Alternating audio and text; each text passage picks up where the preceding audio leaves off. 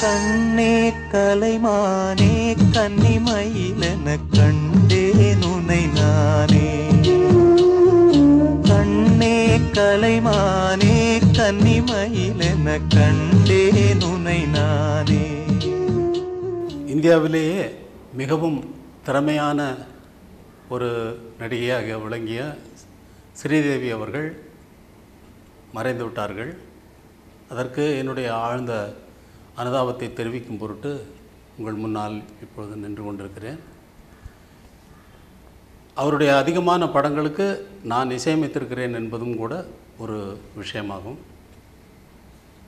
அதிகமான படங்களுக்கு இசையமைத்திருந்தாலும் அவரோடு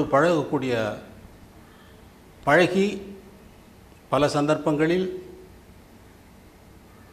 பல விஷயங்களை பேசி கொண்டிருக்கிறோம் என்று சொல்வதற்கு ஒன்றுமில்லாத ஒரு நிலையில் நான் இருக்கிறேன். ஒரே ஒரு முறை 3ஆம் பிறை படத்தில் ஒரு பாடல் பதிவிற்காக அவரும் கமலஹாசனும் சேர்ந்து அந்த பாடலிலே வசனங்கள் பேச வேண்டியிருந்ததனால் அவர்கள் ஸ்டுடியோவுக்கு வந்தார்கள். ஸ்ரீதேவி அவர்களே முன்பேயே எனக்கு அவர் குழந்தை நட்சத்திரமாக இருந்த நேரத்திலிருந்தே எனக்கு தெரியும் என்றாலும் கூட அன்று அவருடைய திறமை, அதாவது எனக்கு பாடலிலே எப்படி வசனம் வர வேண்டும், எப்படி அந்த தாளத்தோடு சேர்ந்து அதை சொல்ல வேண்டும் என்பதில் 2 பேரும் போட்டி போட்டுக்கொண்டு கமல் சார் அவர்களும் ஸ்ரீதேவி அவர்களும் நான் சொல்ல பாலுமகேந்திரா சார் அவங்களுக்கு பேச வேண்டிய வசனங்களை சொல்ல அதை கொண்டு வந்து பாடலிலே இணைத்து இருவரும் பங்கெடுத்து அந்த பணிபுரிந்த அந்த பாடல் பதிவை நிகழ்த்திய அந்த தருணங்கள் என்னால் மறக்க முடியாத நிகழ்ச்சியாகும். ஸ்ரீதேவியை குழந்தை நட்சத்திரத்திலிருந்து எனக்கு தெரியும் என்று சொன்னது இந்த நிகழ்ச்சி நான் எங்குமே சொல்லாத ஒரு விஷயம்.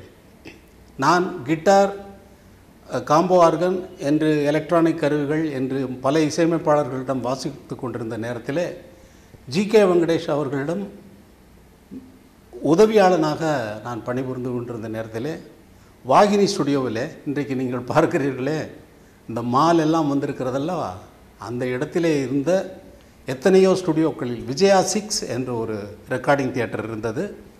அதிலே நாங்கள் அடிக்கடி கன்னட படங்களுக்கும் தெலுங்கு படங்களுக்கும் பாடல் பதிவுகளுக்காக இசை அமைப்பதற்காக ஜி.கே. வெங்கடேஷ் அவர்களுடன் அந்த ஸ்டுடியோவில் நாங்கள் பணி செய்து கொண்டிருக்கிற நேரத்தில், ரெக்கார்ட் பண்ணி கொண்டிருக்கக்கூடிய நேரத்தில் 2 குழந்தை நட்சத்திரங்கள் அந்த பக்கமாக வந்தது. அல்லது எங்களுக்கு ஒரு பிரேக் இருக்கக்கூடிய நேரத்தில் நாங்கள் ஷூட்டிங் நடக்கக்கூடிய ஃப்ளோர்களுக்கு சென்று வேடிக்கை பார்த்து வருவது வழக்கம். அந்த மாதிரியான ஒரு நேரத்தில் லவகுசா என்ற ஒரு படம் எடுத்து கொண்டிருந்தார்கள். அதிலே லவகுசாவாக அதில் ஒரு குழந்தையாக ஸ்ரீதேவி என்ற குழந்தை நட்சத்திரம் நடித்து கொண்டிருந்தது. அப்பொழுது அவருடைய பெயர் சினிமா துறையிலேயே மிகவும் பிரபலமாகி இருந்தது. ஸ்ரீதேவி என்று அந்த செட்டு பக்கம் போனால் அந்த டெக்னீஷியன்ஸ் எல்லாம் சொல்லுவாங்க. அப்படிப்பட்ட குழந்தை நட்சத்திரத்திலிருந்து அவருடைய திறமையை எல்லோரும் அறிவார்கள். மிகவும் திறமையான நடிகை. எந்த பாத்திரத்திலும் எந்த சூழ்நிலையிலும் அதனோடு ஒன்றி மிகவும் அவர் நடித்த படங்கள் எல்லாம் மிகவும் உயர்தரமான கலை அம்சங்களை அவருடைய நடிப்பு திறமையை பல விதங்களில் அவர் வெளிப்படுத்தியிருக்கிறார்.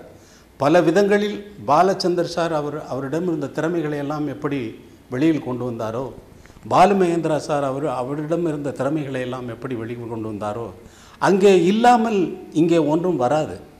உள்ளே இருந்தால்தான் டைரக்டர்கள் அதை புரிந்து கொண்டு அதை எடுக்க சுரக்கின்ற ஊற்றை போல உண்மையான கலைஞர்களுக்கு எடுக்க வந்து கொண்டே இருக்கும் என்பதற்கு ஸ்ரீதேவி ஒரு உதாரணமாவார். அவருடைய மறைவு